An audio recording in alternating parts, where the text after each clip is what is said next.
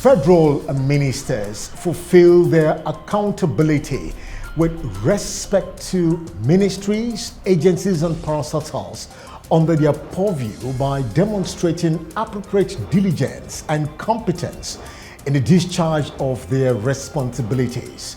Since they form the crux of the Federal Executive Council, let's share with you their scorecard in the business of driving governance on the minister's platform.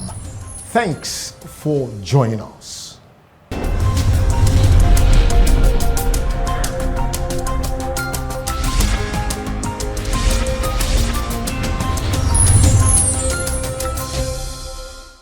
It is of critical importance to bring you latest verifiable information and development across the federal ministries, agencies, and parastatals across the Federation. Welcome to Ministry News.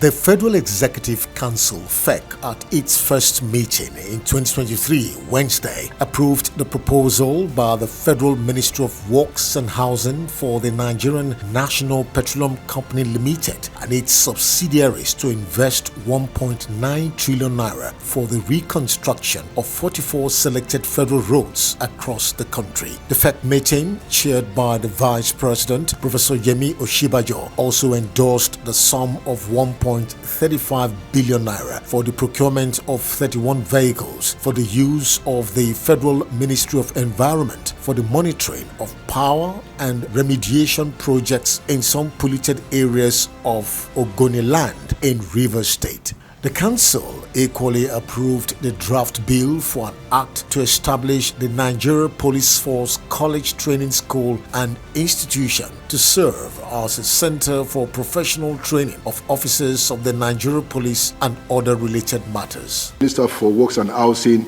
also got approval of the Council for concessionaires for 9 road corridors under the pilot phase of the value-added concession of the Highways Development and Management Initiative, following the issuance of the requisite full business case compliance certificates by the Infrastructure Concession Regulatory Commission for a period of 25 years for each road corridor as follows.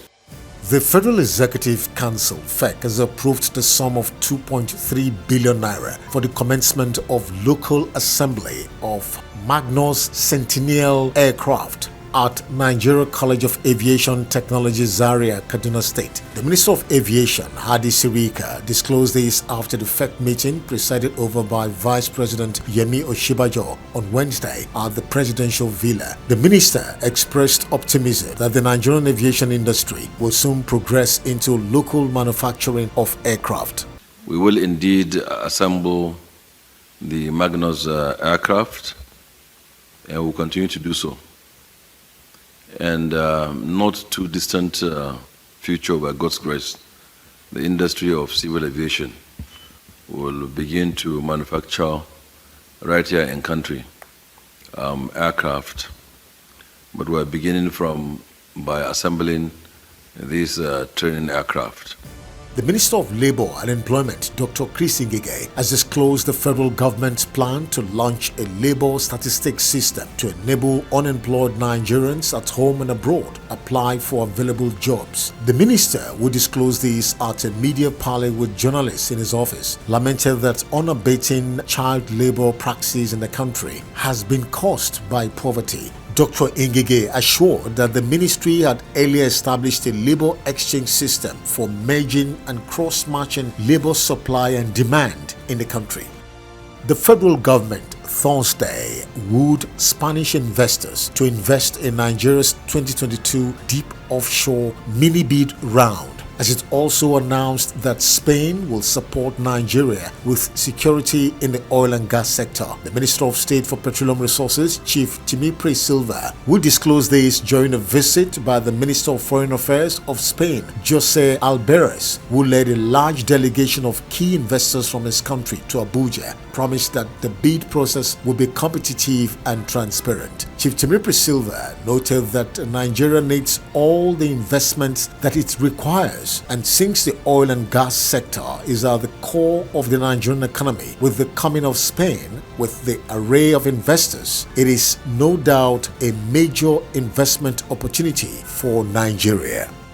The Federal Ministry of Science, Technology and Innovation has partnered with Nigeria Energy Dialogue (NED) to drive the country's vision for a clear, safe and available energy in line with global net zero emission targets. The Executive Director, Nigeria Energy Dialogue, Frank Edozie, while describing the technology as a revolutionary one, said methanol was transportable energy that could be used to power industries, homes, rural electrification and household energy, with a multiplier effect on the economy through job creation.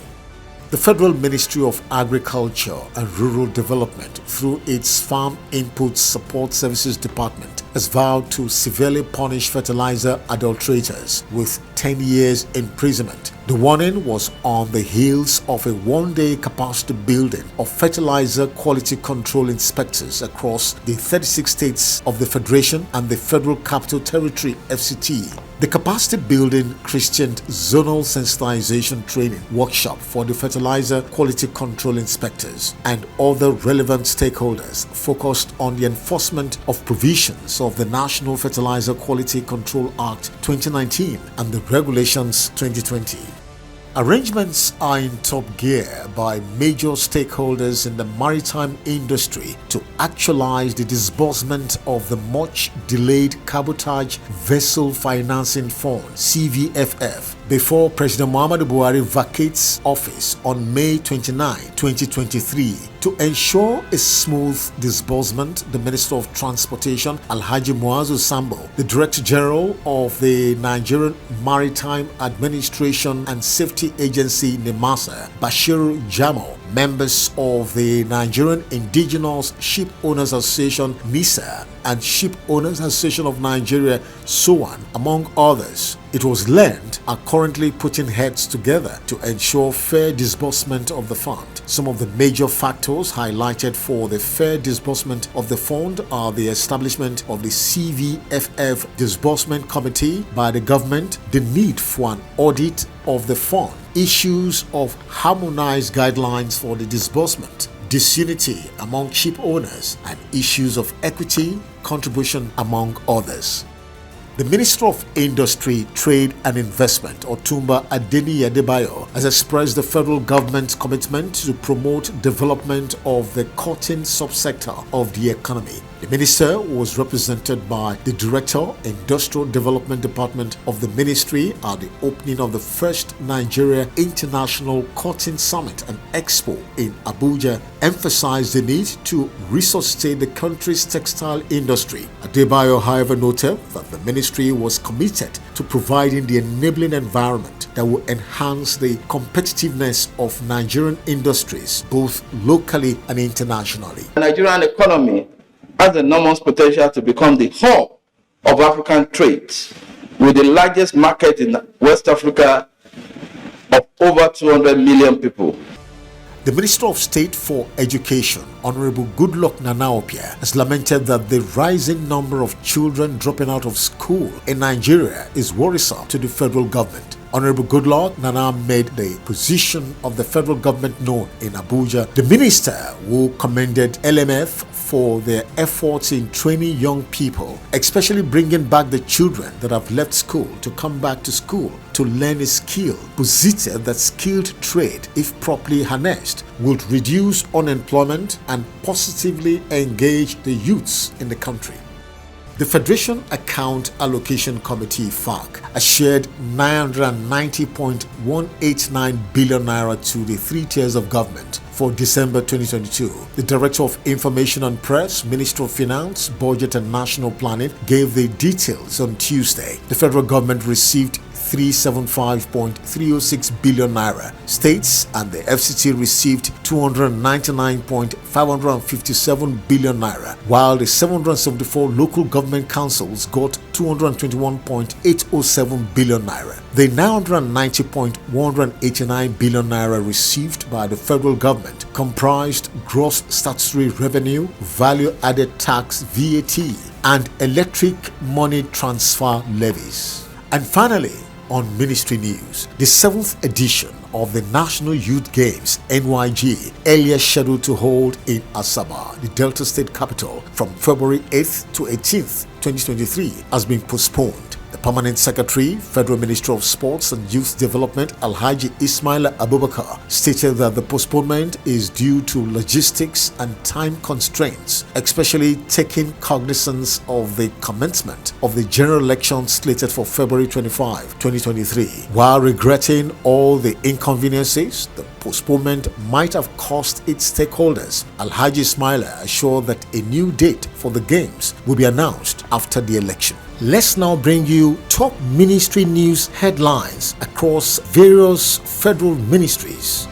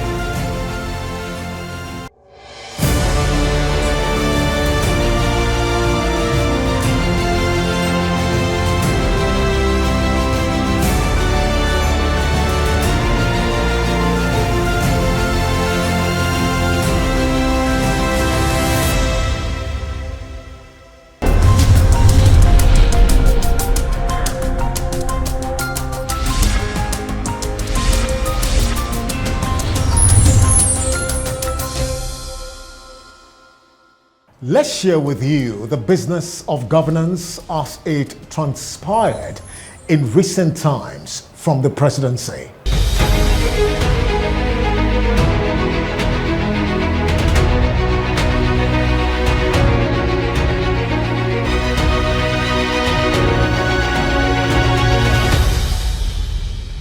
President Muhammadu Buhari arrived Abuja from Nouakchott, the Mauritanian capital, Wednesday, where he attended the third forum of the African Conference for Peace. In Mauritania, the president revealed that his regime spent over $1 billion to reclaim Boko Haram-held territories in Borno, Adamawa, and Yobe since 2015. He, however, lamented that the Nigerian security and that of the Lake Chad Basin remain unstable due to lingering conflicts in Libya, the Central African Republic, and Russia's aggression in Ukraine. The president also received the award for strengthening peace in Africa, which was conferred upon him by the Abu Dhabi Peace Forum at the conference. President Muhammadu Buhari has extended the tenure of the Inspector General of Police Usman Alkali Baba. The extension, which was contained in a letter to the relevant authorities, put paid to speculations about his likely retirement before the general elections starting February 25th. As against speculations of the IG's retirement, the Minister of Police Affairs, Mohammed Dingyari, clarified the issues Wednesday while speaking with newsmen after the Federal Executive Council meeting presided over by the Vice President Yemi Oshibajo at the State House, Abuja. By the provision of Police Act 2020, the IG is now supposed to have a kind of 4-year period, and Mr. President has already given him a letter of appointment in that regard. So the issue of IG going out during this election period does not arise. President Muhammadu Buhari will on Tuesday commission the 13 kilometers first phase of the Lagos Blue Rail Line, expected to be 27 kilometers long, connecting Okukumaiko to Marina. The event will take place at the Marina train station, outer Marina area of the state. The rail has 5 stations at Mile 2, Suru Alaba, Orile Igomu, National Theatre and Marina. President Muhammadu Buhari Wednesday urged the Senate to consider and approve the nomination of 7 persons for reappointment as National Commissioners of the Independent Corrupt Practices and Other Related Offences Commission (ICPC). President Buhari's request was contained in a letter read on the floor by the Senate President Ahmad Lawan during plenary in Abuja. And finally, from the presidency, the National Assembly has begun the process of transmitting to President Muhammadu Buhari to assent to a bill for an act to establish the Nigeria Peace Corps, with final harmonization of the bill by the 2 chambers. The conference committee has Senator Kashim Shettima, APC Borno Central, as chairman, Senator Abba Moro, PDP Benue South, Senator Betty Apiafi, PDP Rivers West, Senator Adelere Oriolowo, APC Osun West, Senator Onyinaya Abaribe, Abga, Abia South, and Senator Seriaki Dixon, PDP Bayelsa West, as members.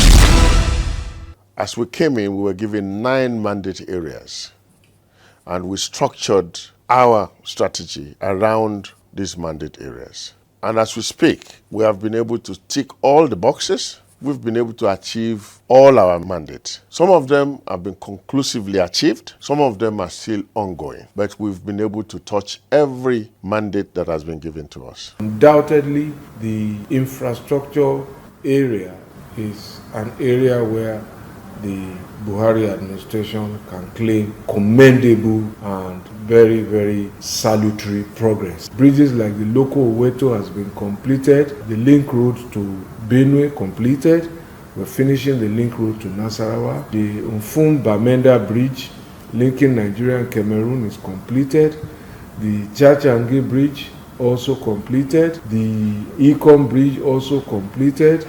The roadmap is actually a response to the situation that the sector found itself. Was, look, where do we want to be in 10 years' time? So they brought in a lot of industry experts, academics, and they all sat down and did what we call a short, medium, and long-term perspective of where we should be and what we should pursue to get to those points. Nigeria has energy deficiency, and coal is one of the efficient ways, though it has its waste, of producing energy. So the roadmap essentially was looking at those minerals that we could effectively take to the industrial level in a short term. We are targeting universal health coverage. You have to make healthcare accessible, affordable, and acceptable to the people. And the quality must be good enough. We intend to upgrade the primary healthcare center, make sure it has solar powered light or any other source of lighting. And also we have water supply and a staff quarter. Once you have that, you have a platform for reaching a whole community. The master plan for the Niger Delta is tailored towards improving the Niger Delta holistically, from education to agriculture to management of the oil resources to ensuring that funds available for development are felt by the people of the Niger Delta. On assumption of office in August of 2019, we rallied the leadership and staff of the ministry and the agencies, services that are with us to fully understand the mission of the ministry and its strategic role in protecting Nigerians, ensuring their safety and securing both their lives and property and the territorial integrity of the Nigerian space. I discovered that what was missing in Nigeria and in the ICT sector then was digital economy. And digital economy is strongly recommended to have its own ministry or to have its own special office for its coordination. After the review, I went to His Excellency Mr. President to brief him, and he was convinced that there was a need to have a ministry that will champion the implementation of a digital economy in Nigeria. The Ministry of Defense, as the supervisory ministry of the armed forces, has continued to evolve new innovative solutions geared towards building capability and capacity of the armed forces through policy guidelines, platforms, and equipment acquisition.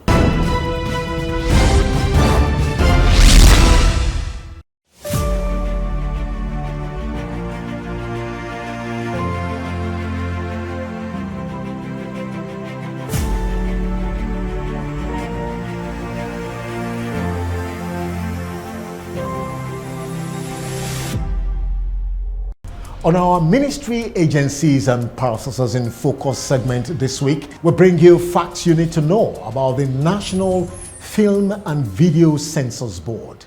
The National Film and Video Censors Board, NFVCB, was established by Act 85 of 1993 as the official regulatory agency for the film and video sector of the Nigerian economy. As a critical agency under the Federal Ministry of Information and Culture, the core goals of the NFVCB is to provide an enabling environment for the growth of the film industry through its activities, to manage the classification system of time, cost, and quality standards, to provide policy advice and services to government, to enhance confidence in and utilization of the NFVCB classification system among existing and potential clients, to enhance community understanding, confidence, and usage in relation to classification systems and outcomes, and finally, to continually empower the National Film and Video Censors Board management and staff to meet its objectives by providing the requisite internal capacity in the areas of people, training, logistical support, information,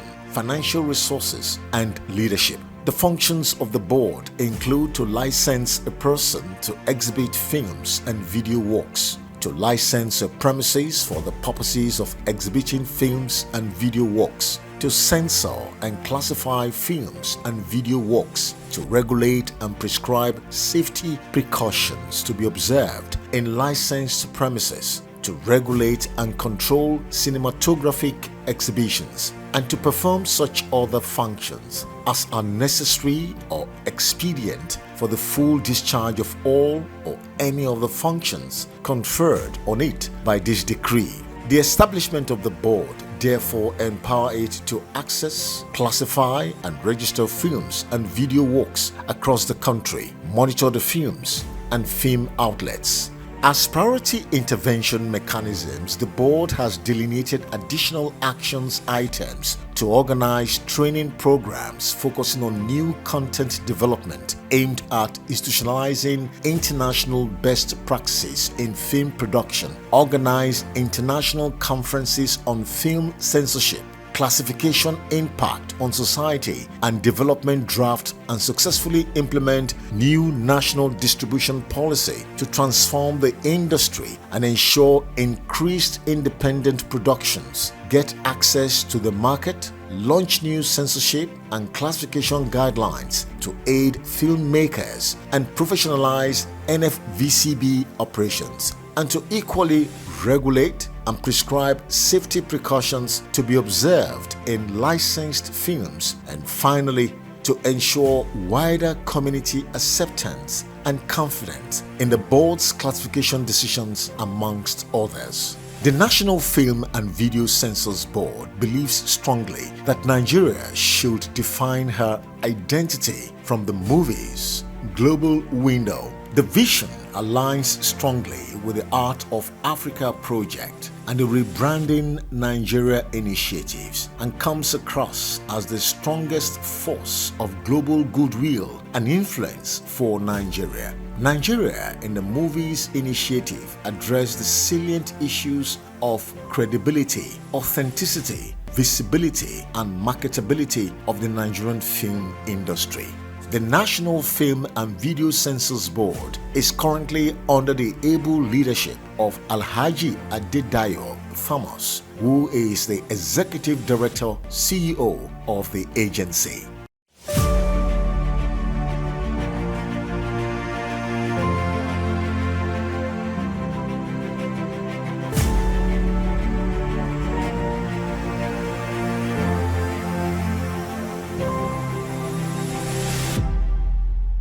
The fact that there are no strict laws that governs or guides. Voting for the right candidate first, I think that's where it starts from, before we can actually make them accountable.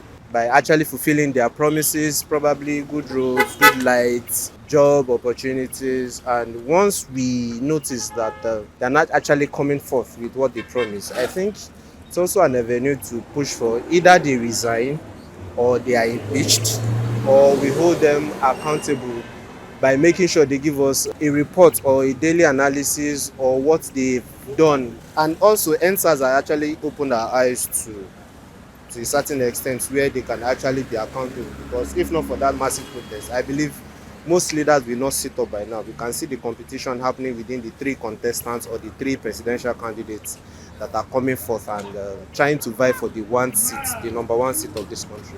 So I think that alone has actually put them on their feet, that they know that yes, this time around, it is no longer a hula baloo thing for everybody.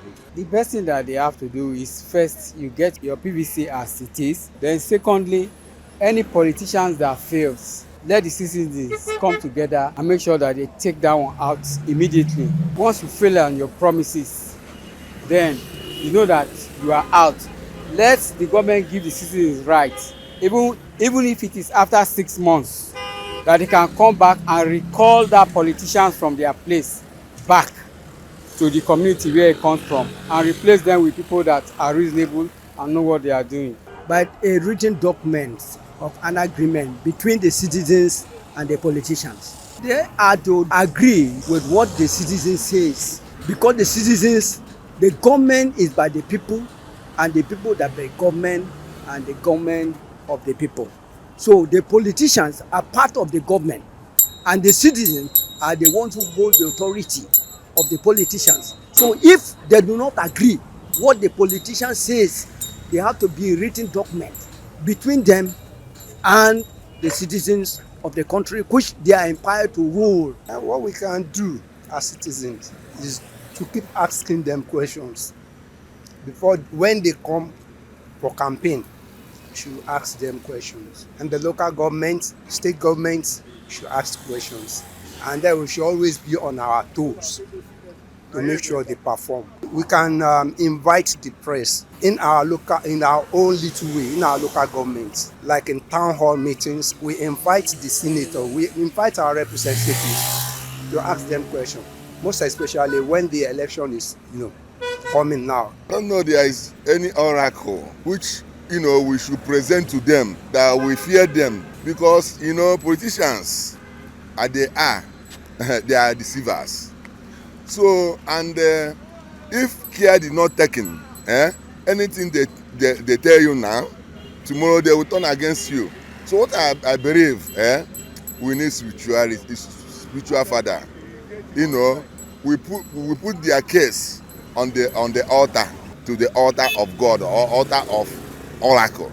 First of all, your vote is your power. So if you want to make a politician accountable to their words or their manifesto, first of all, you have to vote for the right candidate. That's so that in the nearest future, there will be no complaint about that.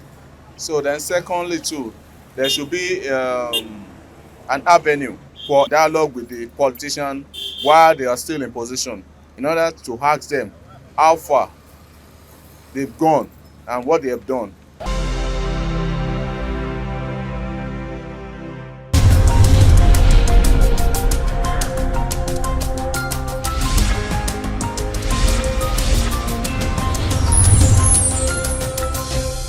Governance at the ministerial level is serious business. That's why on the minister's platform, we focus on the progressive and impactful relevance of governance from the ministerial perspective. Join us again on the platform next week. Thanks for watching.